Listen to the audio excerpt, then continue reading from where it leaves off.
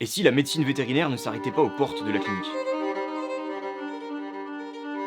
Et si justement, le suivi commençait quand l'animal rentre chez lui? Et aujourd'hui, que se passe-t-il réellement après une intervention? L'animal rentre chez lui, le suivi s'arrête et le contact avec le vétérinaire s'interrompt. Le propriétaire observe, mais doute. Le vétérinaire, lui, aimerait suivre, mais manque de temps. Résultat, un suivi fragmenté. C'est précisément la question de cette thèse. Explorer l'intérêt de la télémédecine dans le suivi post-opératoire et général des animaux de compagnie. Mais surtout, essayer de comprendre comment l'intégrer concrètement dans la pratique vétérinaire.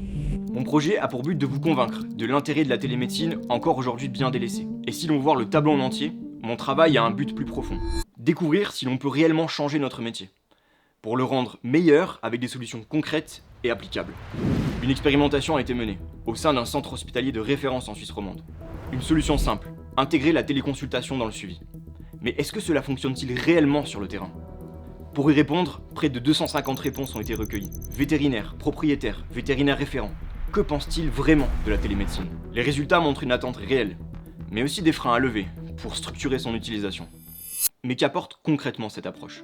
Moins de stress pour l'animal, moins de déplacements, et un suivi maintenu, même à distance. Et au-delà du soin, une contribution à la réduction de l'empreinte carbone des pratiques vétérinaires. Et si la technologie venait compléter l'observation humaine? Invoxia, une entreprise française, a développé un collier connecté qui permet de mesurer la fréquence cardiaque et respiratoire des animaux au repos. Des données continues, objectives.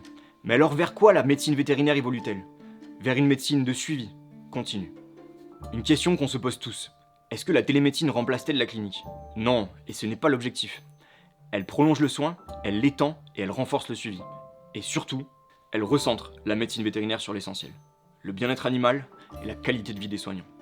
Alors maintenant, laissez-moi vous ouvrir les portes de la télémédecine.